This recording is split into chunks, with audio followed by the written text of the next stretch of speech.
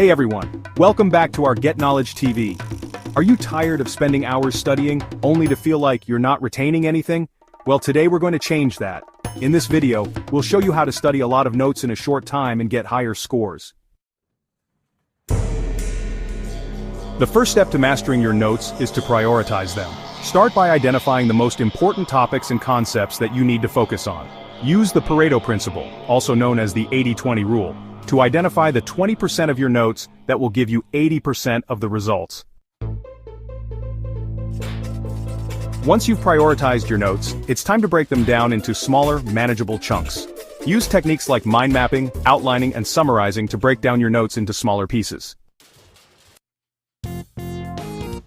Now that you've broken down your notes, it's time to use active learning techniques to reinforce your understanding. Use techniques like self-quizzing, flashcards, and practice testing to actively engage with your notes. Finally, it's time to review and reflect on your notes. Use techniques like spaced repetition, reflection, and self-assessment to review and reflect on your notes.